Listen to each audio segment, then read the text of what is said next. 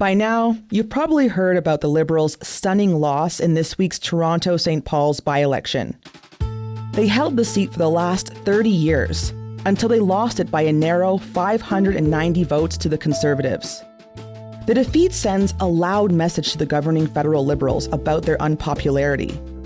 Prime Minister Justin Trudeau said the results were not what his party had hoped for. I want to be clear that I hear people's concerns and frustrations. These are not easy times, and it's clear that I and my entire Liberal team have much more work to do to deliver tangible, real progress that Canadians across the country can see and feel. Since the by-election, there have been calls for Trudeau to step down as leader. But Deputy Prime Minister Chrystia Freeland says that's not happening. Good afternoon, Marika Walsh with the Globe and Mail.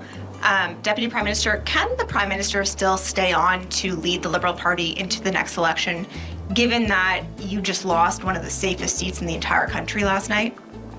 Yes, he certainly can. The Prime Minister is committed to leading us into the next election, and he has our support. Today, John Ibbitson, a columnist and reporter for the Globe in Ottawa, is on the show to talk about where the Liberals go from here as they enter the summer, and what their unpopularity means for the Conservatives and the NDP. I'm Cheryl Sutherland, and this is The Decibel from the Globe and Mail.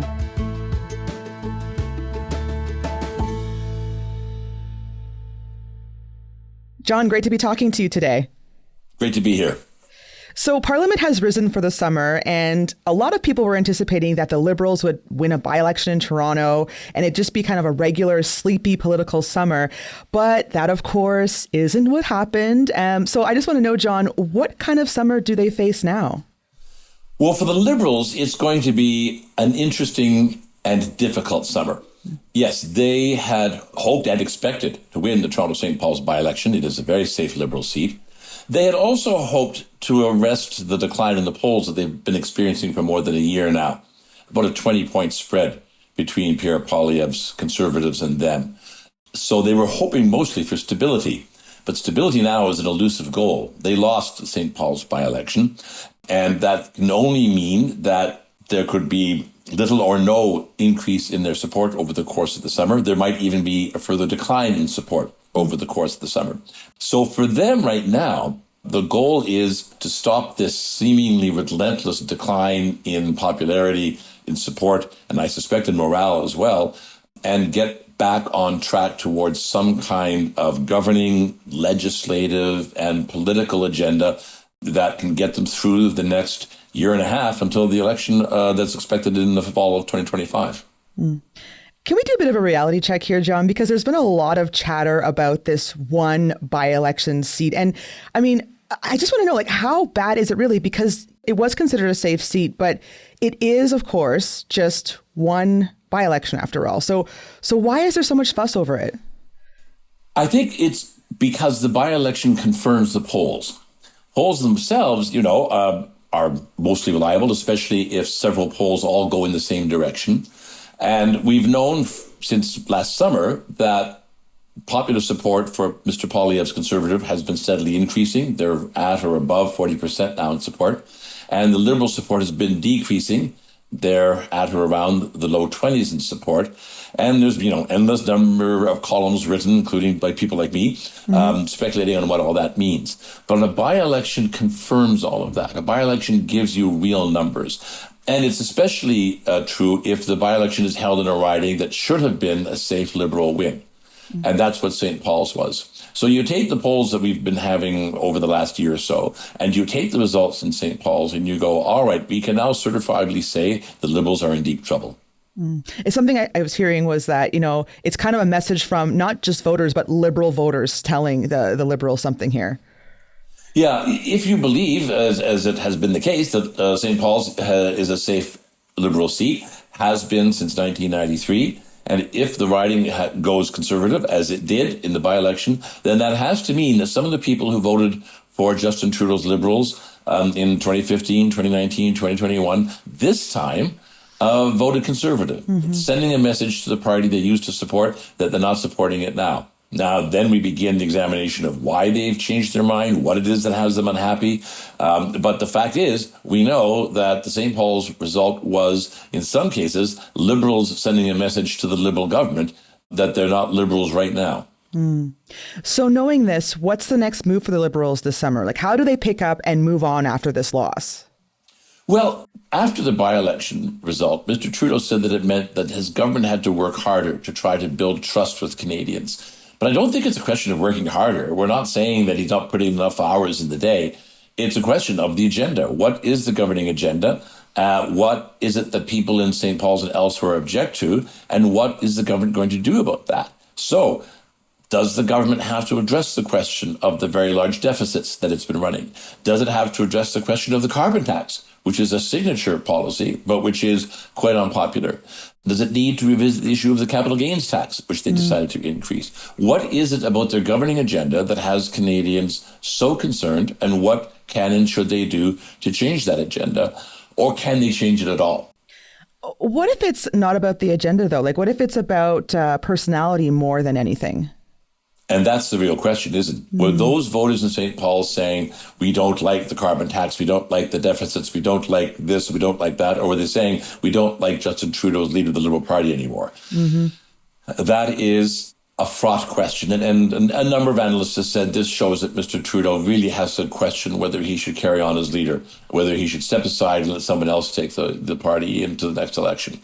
But there was an Angus Reid poll not that long ago that surveyed other potential candidates, such as Mark Carney, the former governor of the Bank of Canada, such as Finance Minister Chrystia Freeland, such as Foreign Minister Melanie Joly. But none of the candidates were any more popular than Mr. Trudeau. So, yes, maybe he should step aside and let someone else take the party into the next election, hoping that that will increase popular support. Or maybe he should stay, take the loss, and then give somebody else a chance to run for the leader after that loss. I want to do a bit of a rewind here because I think weren't the Liberals kind of in this period of self-evaluation and reflection last summer? Like there was this cabinet shuffle that happened in July of last year. And it's been quite some time now that people have been voicing their upset over the current government. So what is different about this summer of regrouping? Well, I'm not sure what is different this summer. You're absolutely right. The popularity of the government began to decline last summer. They took steps. Cabinet shuffle was the big one. And they determined that they were going to arrest the slide and then start to rebuild. They didn't. Why didn't they? Well, the fundamentals haven't changed. Interest rates are high. Inflation is high. Home ownership is increasingly unaffordable for younger people. And that is what's driving the unpopularity of the Liberal Party. It's not whether they hold this by-election or replace this minister with that cabinet minister. The fundamentals of the economy are such that the party is being blamed for the unaffordability of daily life. So as we've talked about, there's a call for the Prime Minister to step down, which he says he isn't going to do, even after these results at the Toronto-St. Paul by-election. But from what you know about how Justin Trudeau operates, what do we know about why he wants to stay on? I suspect Justin Trudeau wants to stay on for the same reason that Stephen Harper wanted to stay on in 2015. Back in 2015, Mr. Harper had been in power for almost a decade. The government was not that popular. But Stephen Harper believed that Justin Trudeau would be a disaster for Canada and that he was the only person who could stop him. He was wrong. He could not stop him. Justin Trudeau defeated him in the next election. Justin Trudeau clearly believes that Pierre Poilievre would be a disaster for Canada and that only he can stop him. So I think that Mr. Trudeau may suffer from the same hubris that Stephen Harper suffered from, and frankly, that most politicians suffer from, the belief that only they can be trusted to defeat the oncoming menace that the opposition leader represents. Is there anyone that could convince, at least Trudeau here, is there anyone that could convince him that he should step aside?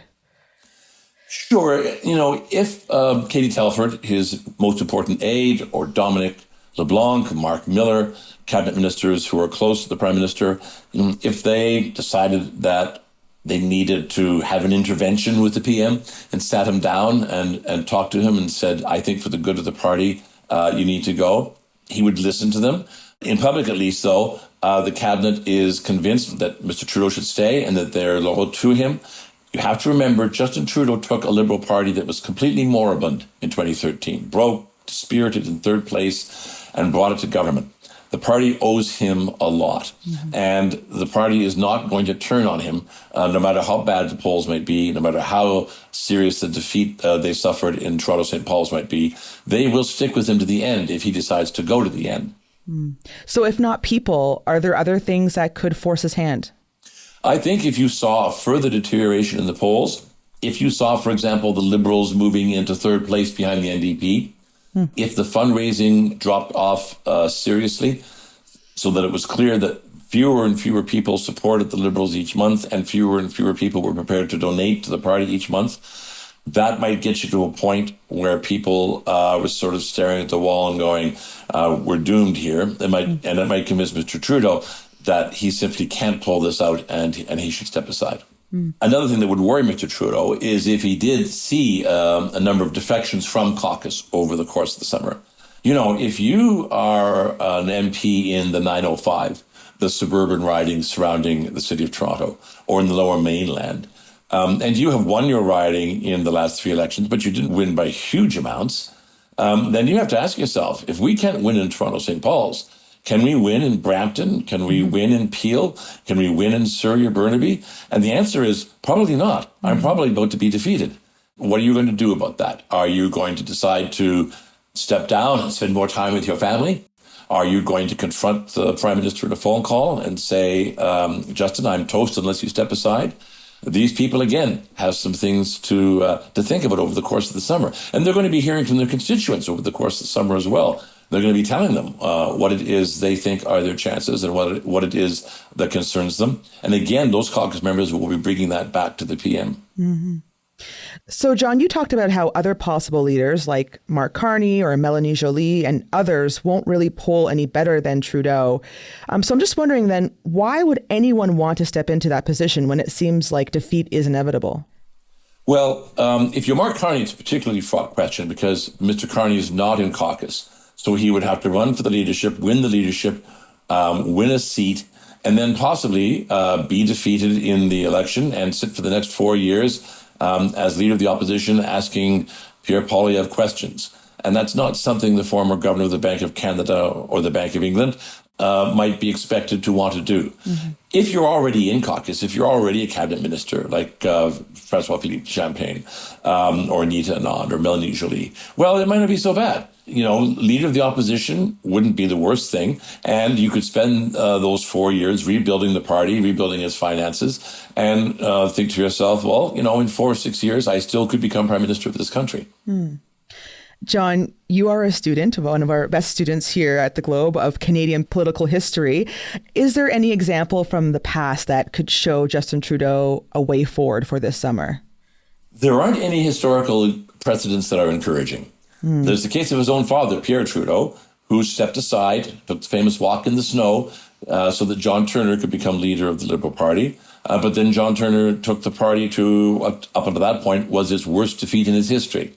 Brian Mulroney, when he was Progressive Conservative Prime Minister, was also deeply unpopular. He stepped aside for Kim Campbell. Kim Campbell took the party to 2 seats in the next federal election.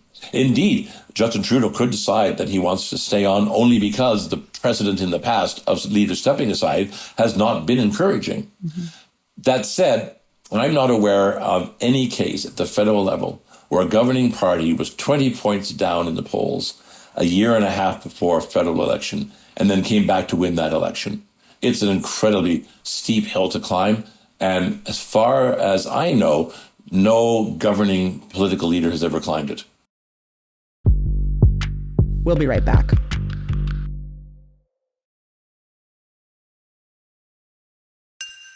All right, John, so we've covered the summer ahead for the Liberals, but what about the Conservatives? What is their playbook after this win in the by-election in Toronto?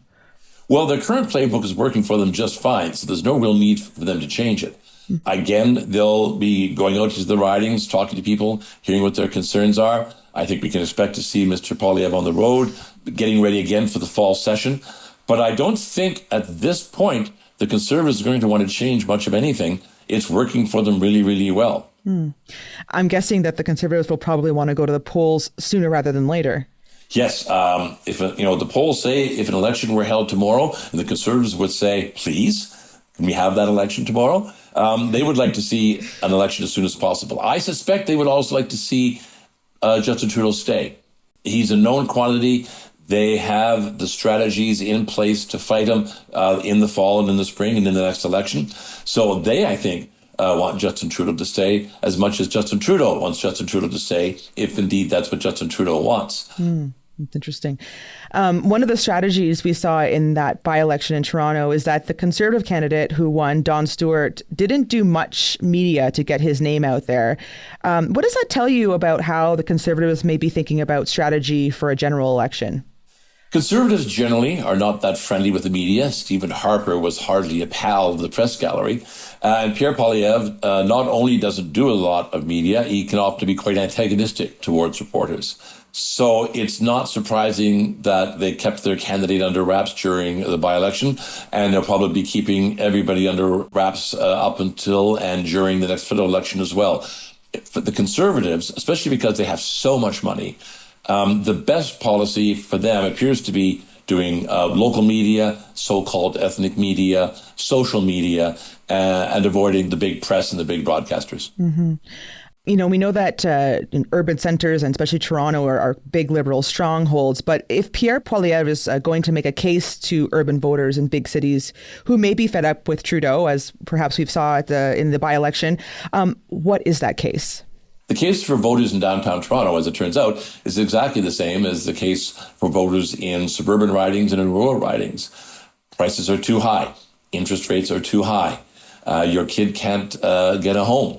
And the Liberals simply want to focus on reducing carbon emissions. And that's simplistic and exaggerated, but that's often what political messages are. And I don't think there's any reason the Conservatives would change that message. And Toronto St. Paul suggests that message may resonate with voters even in the so-called progressive elites of the city centres. Mm-hmm. Is there a sense that the Conservatives might put more focus into these areas? I mean, I'm just thinking about my riding in Toronto, and I barely saw the Conservative campaigning the last election. I'm just wondering, could we possibly see more of this kind of focus for the Conservatives going into these areas? Yeah, it's going to be a very interesting question for Mr. Poilievre and for his strategists.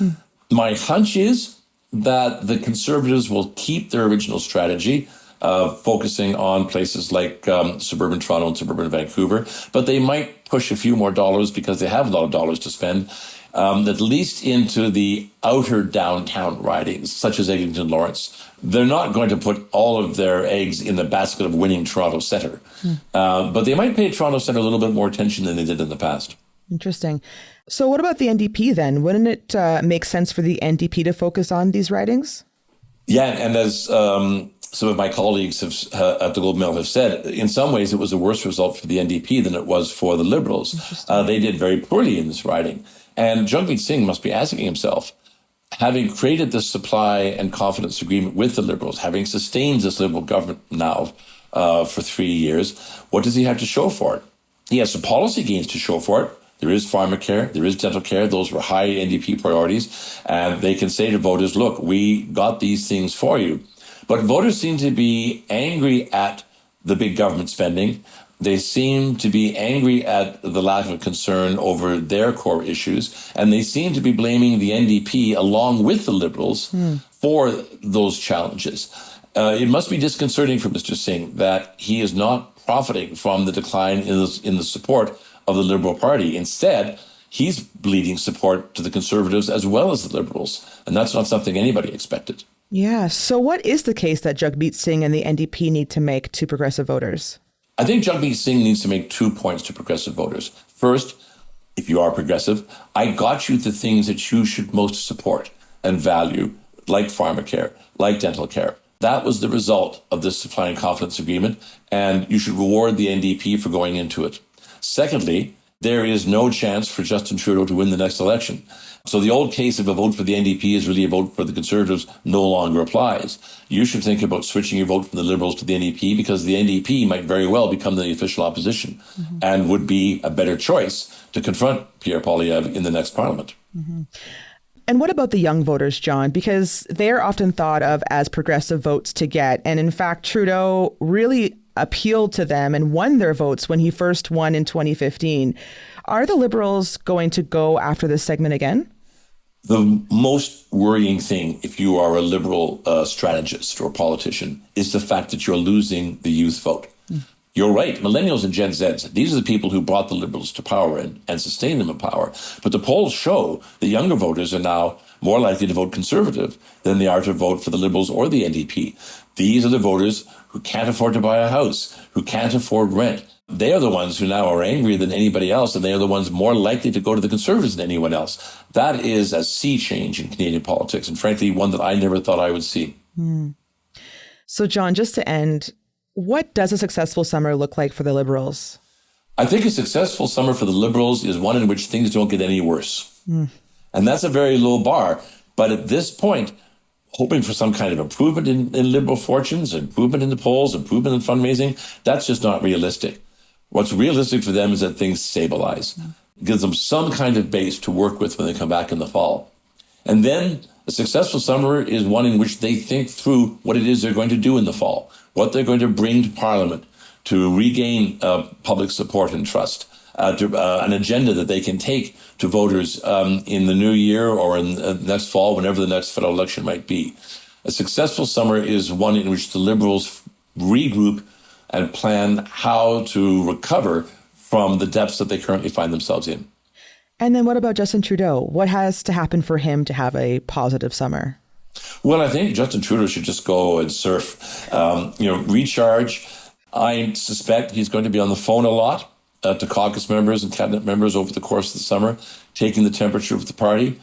And maybe he does want to go to a cottage sometime with 3 or 4 of his closest friends and just sort of sit back and have a beer or two and think through what's likely to happen in the months ahead and what he should do. John, always great to get your insights. Thanks again for coming on the show. Cheryl, it was my pleasure.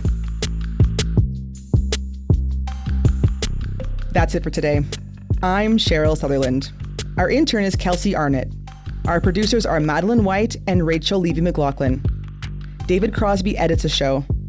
Adrian Chung is our senior producer, and Matt Frainer is our managing editor. Thanks so much for listening.